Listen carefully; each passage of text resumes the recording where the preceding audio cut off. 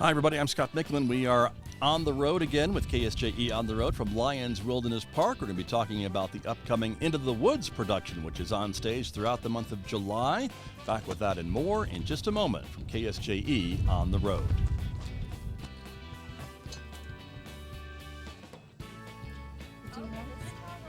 KSJE on the road is supported by the San Juan County Communications Authority, providing essential communications and information to first responders throughout San Juan County. Is a 911 telecommunicator career right for you?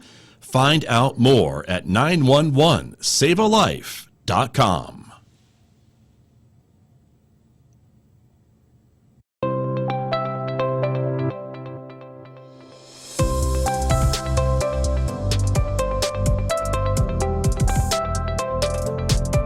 At Presbyterian Medical Services, our purpose is you.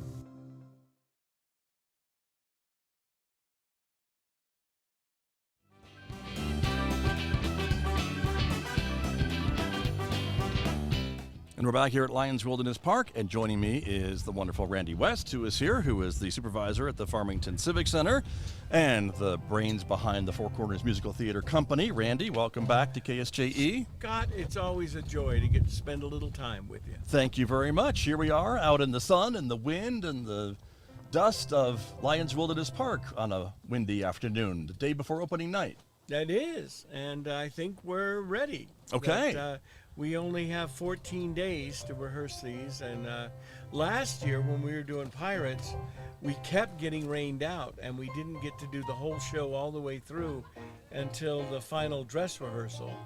And this year, no rain, but it's been 3 to 5 degrees hotter, so Sandstone will find a way to challenge you a little when you come up here to rehearse. Just a little bit, but I imagine it's nothing that you haven't dealt with before in your career. I've always been attracted to doing work in outdoor amphitheaters. I grew up in the small town of Hemet, California. They have the Ramona Outdoor Pageant there that's been going for 50 years, and it's a bigger house than this. The Ramona House is, I think, 2,800 seats, but they do all this horseback riding and all these stunts and stuff. I grew up with that as something I thought was so magical that anytime I get to do something in a real setting, and you know, Into the Woods, this is the 5th time I've done Sondheim's Into the Woods, and when you're in a theater, you're always trying to figure out a way, how do we make it look outdoors? Because so much of the show, it's a little like a journey play. If you think of Wizard of Oz as them having to get from one point to another point, there's a certain amount of that in Into the Woods that they have to travel.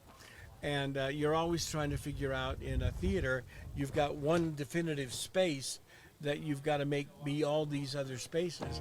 And we have some of that here, but the overall environment here is outdoors, woodsy, and certainly dynamic.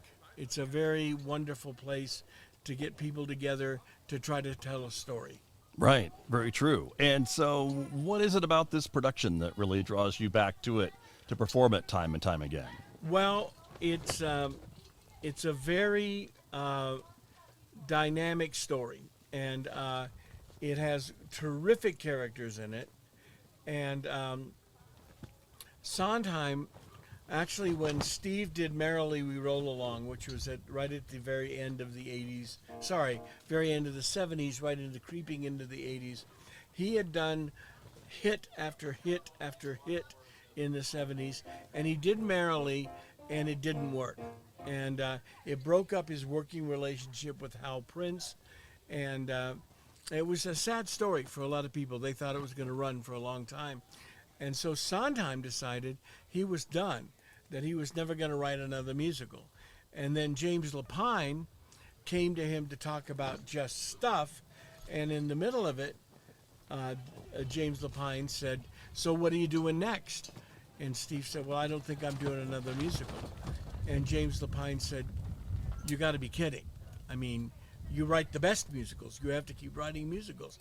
So then they shifted their talk, and they started talking about stuff they could do together. And then after that, They did Sunday in the Park with George, which won the Pulitzer Prize, and then they did Into the Woods, and then they did Passion. All three are done now all the time, but Sunday is tough because you got to fly stuff out of the floor, or some way you got to make that picture, that painting come alive. And Into the Woods is more open. It's story, it's characters that a lot of people know going in. You got Jack and the Beanstalk, Little Red Riding Hood, Cinderella. There's characters throughout, Rapunzel, that you know, and a witch, because every fairy tale should have a witch, and a couple of princes that are kind of Prince Charmings, and so you come in feeling like you know these stories and these characters. And PBS released the original cast on a video, which is pretty much everywhere, and that's Bernadette Peters and Joanne Gleason, who won the Tony for playing the baker's wife.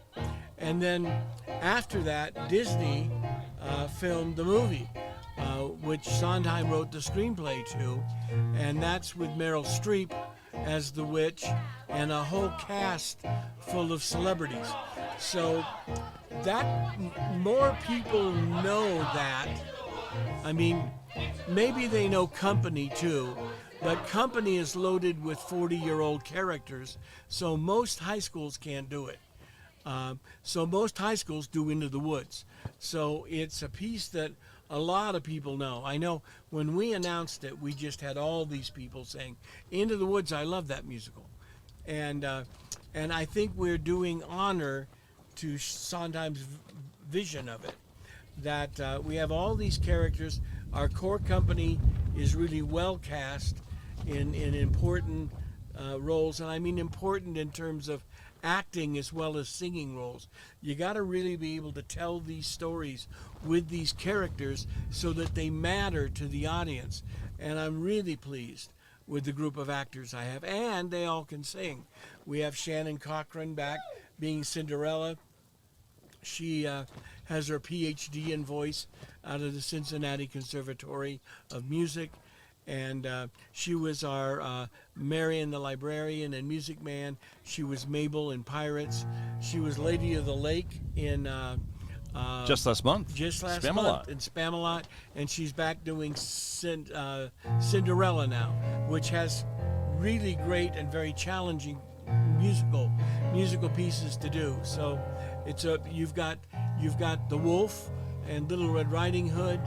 You've got Jack and the Beanstalk, and the Giant is part of this story, and it's basically Act 1 ends where all the traditional story tales end, that everybody gets their happy ending, and literally the end of Act 1 is in a song with all of the people singing Ever After, and it means here they are getting what they want forevermore. And then the second act picks up, and it goes from having what you want to looking at what do you really want, or is this really what you want, or what did you have to do to get your wish.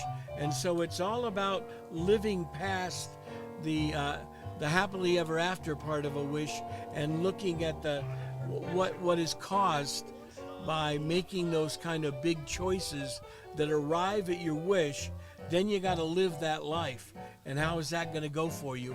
And that's the second act. Just like that. Just like that. And it really extends those fairy tales into that second act, right? It does. Into the different endings, I guess, right? Right, and also Sondheim and Lapine, they didn't look at any, as far as I know, Disney versions as what they were drawing expression or content from. They basically looked at the actual Grimm fairy tales, which I bought a copy, And when I go back and read the Grimm's fairy tales, they were truly grim.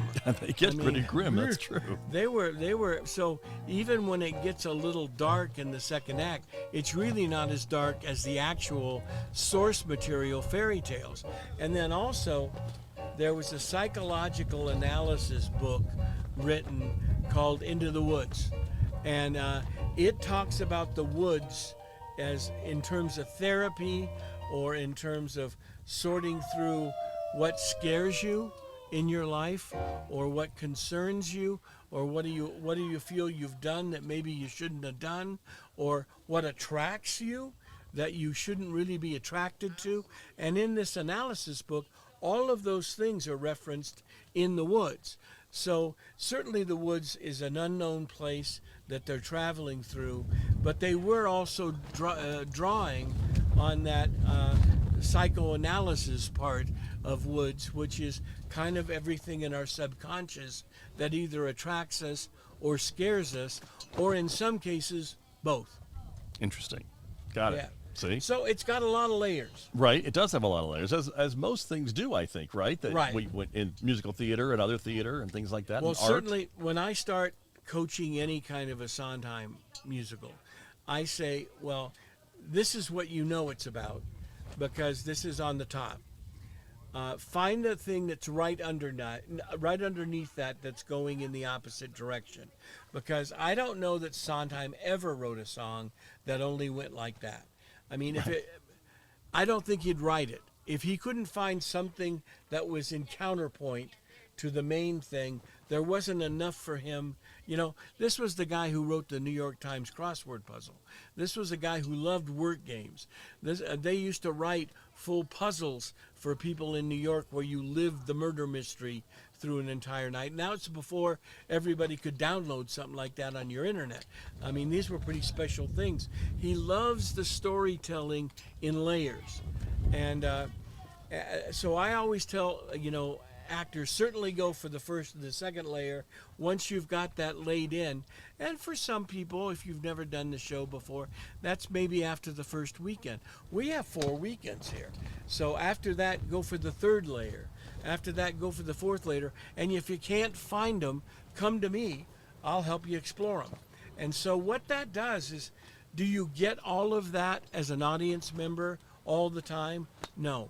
But what it gives you is a nuanced performance that you see it in their eyes, you see it in their subtext. When they're acting with each other, you really get a sense that there's a lot going on here. And when there really is a climax and something pays off, you feel like you really understand why this character is joyous, or why they're dumbfounded, or why they're sad. And it just really keeps the theater part of musical theater in it. Now we're here at, almost the last rehearsals, right? Before opening night on a Thursday. The show will be performed during the month of July, right? Thursday, Friday, Saturday? Thursday, Friday, Saturday, Sunday. Okay. At 8 o'clock. Even on Sunday? Even on Sunday at 8 o'clock. Okay. And we're doing a full performance each one of those nights with a full band. We have a 9-piece orchestra. And Clancy's will be serving a by choice dinner every night, and that menu changes every night. And then we're adding to our own snack bar, besides all the things we've had before, we're adding hot dogs. Okay. We're also adding hot dogs and chips and a soda, and we are adding soft ice cream this year. So there's nice. a lot of fun stuff to just, we want you to come out here and be able to say after you've been here, we had one of the best times of our summer at Sandstone. And so we're trying to make it fun. It's family friendly. I wouldn't bring somebody under 5, just because the first act is an hour and a half, 15-minute intermission, and the second act is an hour and a half. And like I said, I've done this 5 times. Every time it times out to an hour and a half, which is the same as it was on Broadway. So there's just so much storytelling that if you did it faster than that, you wouldn't be honoring the story and the audience would be getting lost. And I'll tell you, the 50s when they believed in no content in songs because they really believed the audience wouldn't get it. So the songs were always respites that didn't have any content or character development. Every song that Sondheim writes has either character development or plot advancement, and usually some of both. So you got to pay attention during the numbers, and we got to land that content for you. So if we went faster, you might not get it. And one of the most important things we feel we are is we're storytellers, and we want to share that story with you.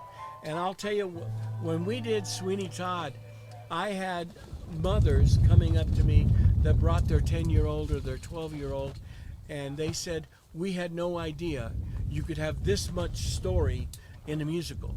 And I said, well, in Sondheim musicals you do. Right. And True. because some of the, I love the golden era of musicals. It's just content light, and starting in the 70s to now, it's content heavy. And go to Hamilton and don't pay attention to what's being sung. You'll have no idea what the night's about. I mean, it's not just Sondheim now. Everybody has started putting real content in their shows. So it's a great chance to come out, enjoy a show about musicals that are based on fairy tales, and also what comes after, and also we are not building an ivory tower musical theater company. We want musical theater for everybody, and you all know what to do at a movie. Everybody feels totally comfortable at a movie. We want you to feel just as comfortable coming to see one of our musicals, because this is the city of Farmington's Four Corners Musical Theater. We are the city's musical theater. If you come here, you'll see a lot of local talent. You'll see even more local talent when we go back to the Civic Center in August to do Joseph. And that's part of our job, is to mentor the local talent with professional talent so that everybody goes up in terms of potential. So when they go home and they go back to their school programs or their community programs or wherever else they do theater, they go with a bag of tricks that's got more tricks in it.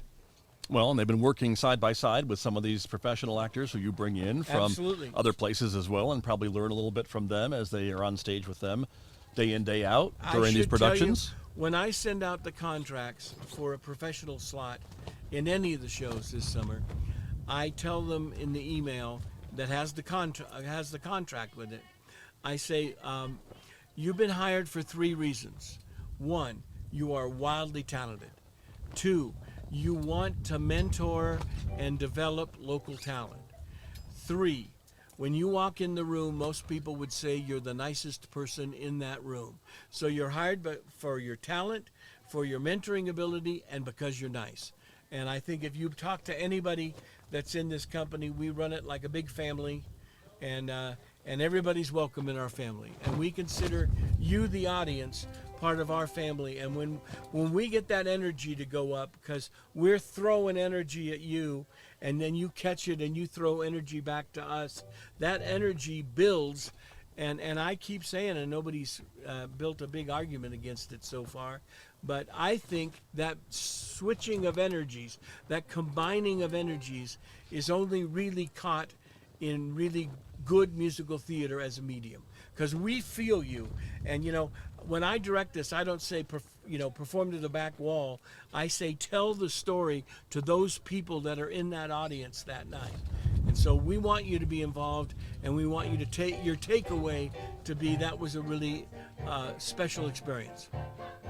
Talk to me a little bit about the set and the staging that we see behind us, Randy West, and because you've got a lot of flexibility, I think, with the way Sandstone is set up, the way that you've designed some of the buildings and set pieces and things like that. But this maybe show more than many others allows you to use a lot, maybe more of the space. I wanted to use every possible space at Sandstone, and even the driveway, that's what we call it, right? But it's what goes back to the dressing room.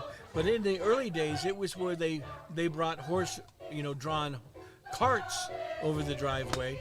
Well, to us, that's the road to the woods. Yep. If you're leaving for the woods, and we have twinkle lights, and some of them happy and some of them a little less happy in terms of color, going all the way out that driveway. So our set extends as far as you can see going away from the playing area. And then on the major portions of the set pieces are books. And that's because all of these are supposed to come from fairy tale stories. So we have a book that says Cinderella on the outside, and when it opens, the inside is the set for Cinderella, and it says a little bit about Cinderella on the first in pages. And then there is a book for The Baker's Wife. The Baker's Wife is a made-up story about a baker and his wife who have got a curse on them by the witch. Remember, I said every fairy tale has a witch. Of course. And until they get that curse removed, they can't have a baby. So they have to get the slipper from Cinderella, the cape from Little Red, the hair from Rapunzel, and a cow, milky white cow from Jack. And when we put all those four things together, the witch can break the curse. And then they can go on. And in the second act, they have a baby when we come back, because that's what they wanted in their story. And then we also have Jack and the Beanstalk in the center position. That opens up. That's where Jack and his mother and their cow live. And then all the way over here, you probably can't see it, is a book that says Grimm's Fairy Tales on it. And when you open it, it just says Once Upon a Time, and that's where the narrator is. So the guy who is tying all these stories together comes out of the Grimm's Fairy Tale book, and the thing written there is Once Upon a Time. Behind me, there's also a raised garden. That's the witch's garden. We also have some technical surprises that we don't want to... You always do. We do. You we always try do, to. but okay, even more so here. Yeah, a little. Yeah, Okay. I think so. All right. And I mean, there's places... I came out with my staff and looked at everything that was safely available in sandstone, and I think we're using all of them, which just expands the size of the world of sandstone, I hope. Right. Very true. Well, Randy West, I really appreciate your time on this day before opening night. Much good luck. Break a leg to everybody. And thank you for your time. And we'll hear from... You are always the best, Scott. Thank you. Thank well, you that's so kind much. of you to say. We're going to hear from some of your actors here, but we'll let you get to work, I guess, because you've got work to do. I do. Yeah. But thanks for coming by. You're welcome. Thank you for setting us up here at Lions Wilderness Park. We'll see you back here on stage, and looking forward to the show.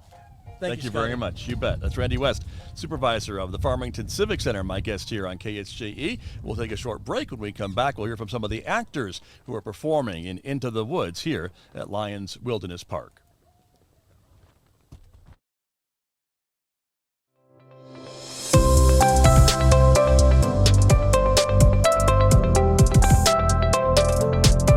At Presbyterian Medical Services, our purpose is you.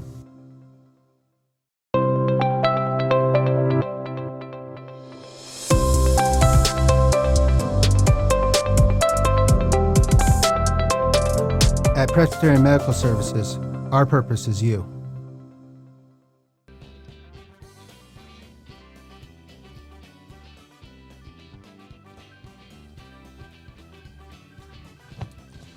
Joining me now to talk a little bit about her role in Into the Woods, Tina Edlin is here. She is the baker's wife in the performance this summer here at Lions Wilderness Park. Good afternoon, good day. Hi. Thank you for being here. I'm glad to be here. And welcome back to Lions Wilderness Park. You've been here once before performing, Once you were before. telling me. Yes, I played Rosie in Mamma Mia 2 years ago. Okay. And that was my first time in Farmington, so I'm very happy to be back. Welcome back. And so you. talk to me a little bit about being in Into the Woods. You are the baker's wife, which we'll talk about that in just a moment, but this is a Stephen Sondheim show, of course, and you're actually in the out of doors. We don't Yes. have a lot of woods. We have some woods, but not a lot of woods. But through theater, the magic of theater, there's woods. Yes, and the woods also is a little metaphorical too. So, True. you know, in this show, the woods represents all of the danger and unknowns. Right. Yeah, so there's plenty of danger and unknown. Always, everywhere. It's true.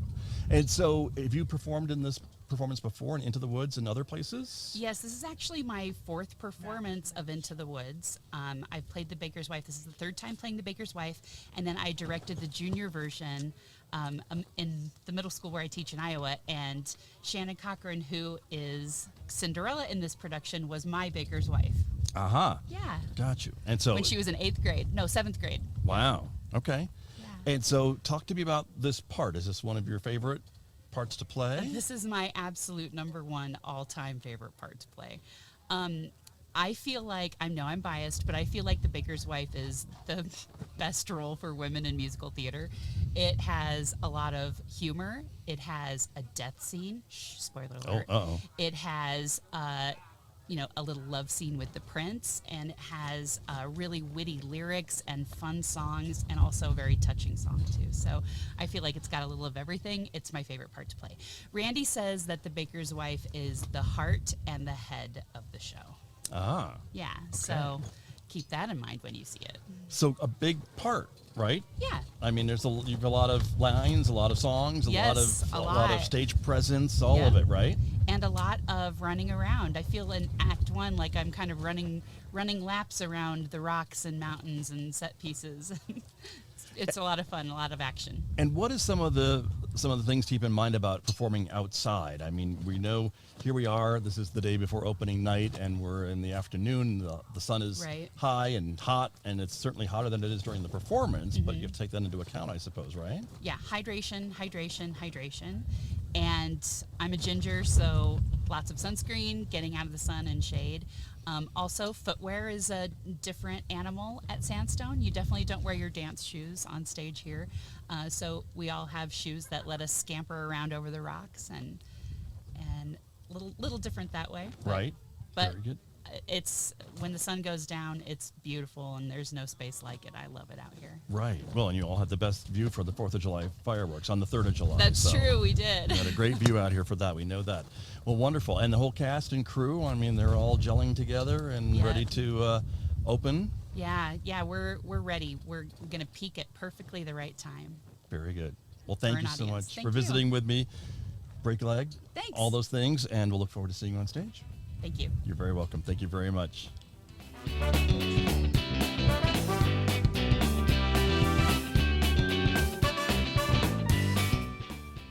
Joining me now here at Lions Wilderness Park to talk a little bit about his role in Into the Woods. Sean McCall is joining me, and good afternoon. Thank you for being here. Good afternoon. You it's always are a pleasure to hang out with Scott Michlin. Well, thank you. Thank you very much. You are no stranger to Four Corners Musical Theater. I am not. I've actually, we were talking the other day, I've done every show here at Four Corners since Mamma Mia in summer of 21. Wow. So I have. How about that? So you're a regular, I am. I would say. And you know Kinda all so, the yeah. pros and cons of working here at Lions Wilderness Park, especially when it's 90 degrees outside. Yeah, that's a con. The cons are the 100-day temperatures Right. and being out in the sun. But man, at nighttime, to do a show under the stars, and especially if you get a good breeze going through, it's amazing. Right. And cooler. And a lot cooler. And a lot cooler. Very, very true. And so in this performance of Into the Woods, you are the narrator, and you are also billed as the mysterious man, which I think you play when even you're not on stage. I am. You're very mysterious. I try to be an international man of mystery. Yes. Throughout my day. Right. But yeah, especially in this show. Very good. And so what is it about this show that that you enjoy about being a part of it? This is just one of my favorite Sondheim musicals ever, and one of my just all-time favorites, I guess, across the board, because its themes are, it's fun in the first act. It's all about fairy tales, and it's a great cast and wonderful people to work with. And then in the second act, it sort of delves into some themes of, what happens after you get your wish, and is it really what you wanted? And it's got one of the most beautiful songs of No One Is Alone, in my opinion. Just a beautiful song, and the whole score is great. And the rest of the cast who are here putting in their heart, soul, sweat, tears, everything else. Especially sweat during the day. Some Yep. days more than others. Some days. Yeah. Everybody coming together. Oh yeah, Randy always hires a great group of people, and even bonding out here in the heat, it's a special group that some really great folks to work opposite And Steve, our music director, you know, the music in this show and the orchestra, 9-piece orchestra, which is wonderful. As performers, we don't always get a chance to work with live musicians, and it's so great. And what about being able to perform this production outside? I mean, it just seems like it blends itself to so many different things you can use in the space. It does. I mean, into the woods implies that you're outdoors. And so anytime it's done in a theater, you have that added level of, you know, we're trying to make it look like a woods, or you know, we're trying to duplicate a nighttime sky. And it's like here, it happens. And that is one of the huge perks of doing outdoor theater. Is just how gorgeous the stars and the real moon are. You don't have to bring in a lighting effect for the moon out here. So. Very true. And last question, your message for folks who maybe haven't been out to see a show at Lions Wilderness Park or to see a show from Four Corners Musical Theater in a while? Yeah, it's just, you know, the city of Farmington has embraced this Four Corners Music Theater as its own because it's just so special to have a professional theater here that, you know, rivals the road companies that you might see in Albuquerque or, you know, that kind of thing. It's right here. It's a 10 or 15 minute drive instead of 3 hours. And, you know, to get to see people who do this for a living, as well as some super talented folks that are part of the community and enhance the cast with their own talent. It's just a great evening to come out here and be entertained. Very true. Sean McCall, thank you very much, sir. Thank you, Scott. Good to see you. We'll see you on stage. All righty. Looking forward to it. And that is what's going on here at Lions Wilderness Park, everyone, July 6th through the 30th. Thursday, Friday, Saturday, and Sunday. Performances at 8 p.m. This has been KSJE On the Road. I'm Scott Michlin. Thanks for joining me, everyone. Have a great day.